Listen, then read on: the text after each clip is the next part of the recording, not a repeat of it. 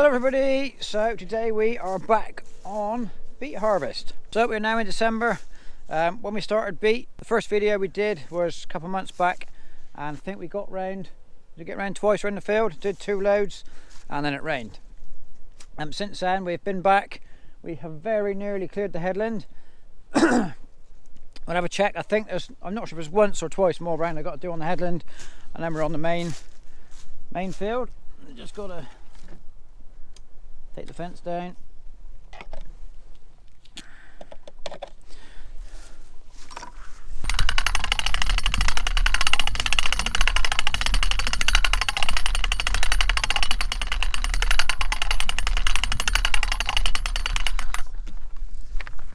So since we were out last, we have had an awful lot of rain. November was very, very wet here, but we've had a dry week.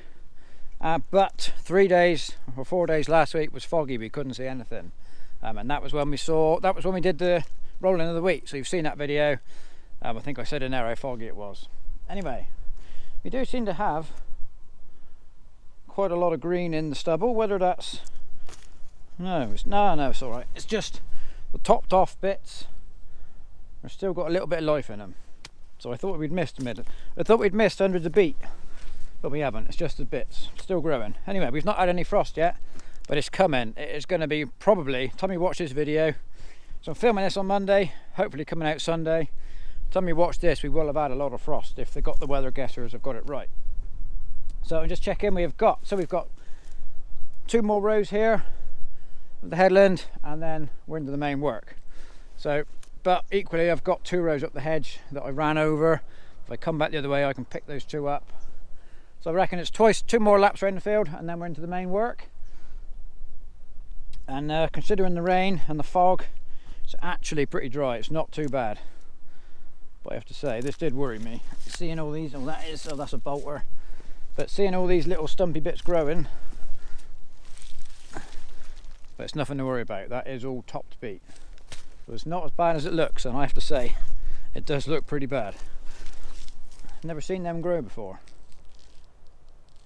So that is why we top them. So in the past, when we've had trouble with our harvester knocking over beet, people say raise the knives up, put the tops in the clamp, it doesn't matter. This is why I've always tried as hard as we can to top them, because they do regrow. We don't want them regrowing in the clamp, and this has kind of proved it, I guess. Certainly this early in the season. Maybe later on, once they've been frosted and gone dormant, it doesn't matter. But look at this, I can't believe this, all these growing. This was worrying me, but it's nothing. But anyway, right, let's get hitched on. Trailer is coming, I can hear it. Dad's bringing the trailer up. So let's get going.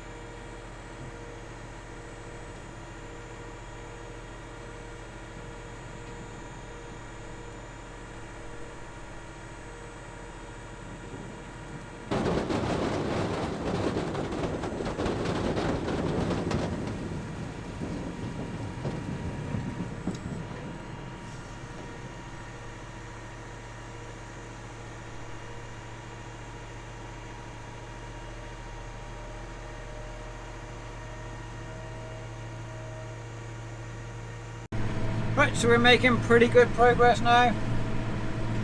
Ground conditions, just. It is a little bit sticky in places. Far headland is a little bit sticky for turning, but the beet are coming out okay, clean enough. And as far as I can tell from here, and wastage from the harvester does seem to be low. I don't know what kind of percentage of professional sugar beet growers, would consider acceptable. I don't know. Let me know. Stick a comment down below. There is one or two. We are missing one or two, but the vast majority are going in the tank. Yield-wise, hard to say what it's doing, but I'd say the beet are definitely small. That could be the variety, but most likely will be the year, the drought back in the summer. Although they have been growing throughout October, November, but not for much longer. Once we get this frost coming, or if what they promise comes, that will put a stop to them, set them dormant for the winter, which will then hopefully make them a little bit easier to store. But we're just going to go on again today, get enough to keep us going for a few weeks, and hopefully come back. Whether we quite got enough to see us past Christmas, probably not.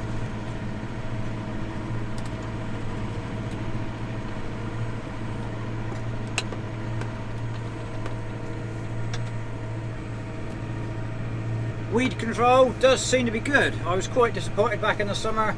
It didn't look very good. So the field is kind of divided in two. If you watch the drilling video, or any videos in the past, you will know we always leave a strip undrilled through the centre of the field for opening out. And that always, despite getting the same spray treatment, that always gets weedy because there's no competition from the beet. So my aim for next year is in that strip to give it some form of mechanical weed control. Tickling it up with a little cultivator is what I'm hoping to do, to keep on top of those weeds.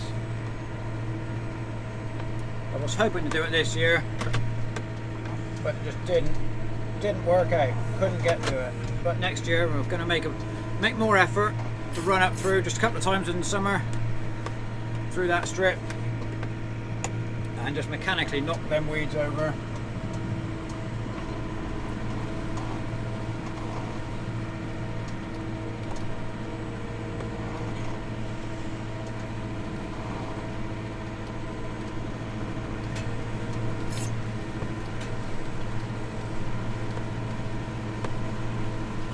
So as we're going along, what I can do, I've got the control box, we've got the topper, so the pre-topper lifts up and down. There's no real control over that.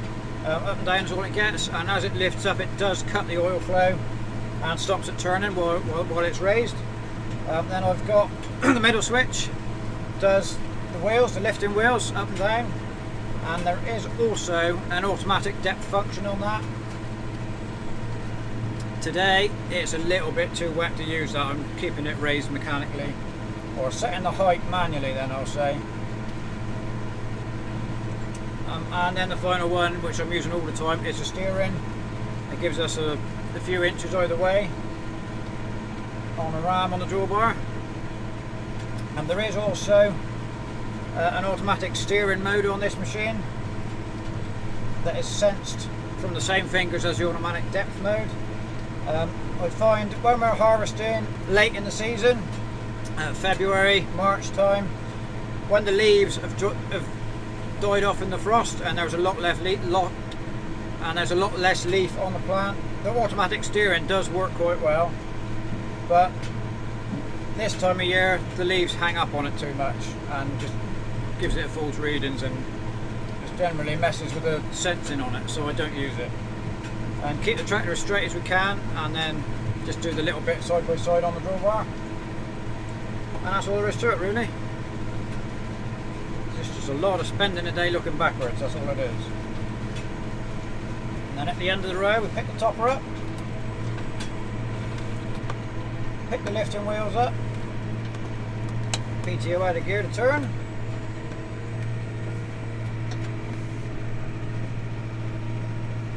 And we're putting 8 runs onto a load. It's not a full load, but in the trailer's back, so there's no point waiting, and in these conditions there's no point overloading anything. If it was dry enough, he could run alongside and I could stop when I was actually full up, but that would mean him driving the trailer, driving through the wet bit at the end, so we're not doing that. So we just take, it's a good load, but it's not full right up.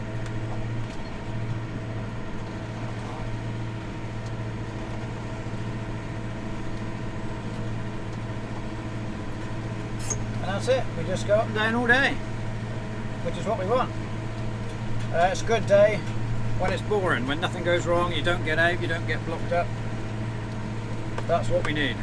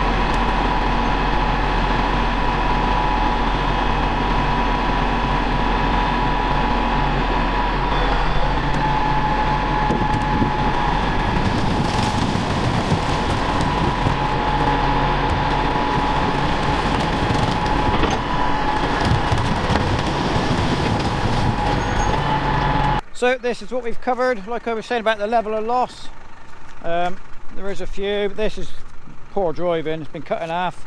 It's because I wasn't driving it right. That's why that's lost. There's a bit here broken off, look. That's probably been broke by the machine and dropped through the cleaning system. Half a beet here. Again, that's probably poor driving, along with that one. So I think it's mostly cock up on my behalf, not the machine. So I'm quite pleased with that. It's better than normal, better than the big beets we had last year that were getting toppled over and missing. This is driver error mostly, rather than variety choice, so that's good, I guess. So there we go, that will be December beet harvesting done. So thank you much for watching. Don't forget to subscribe and comment and all that, and we'll see you next time.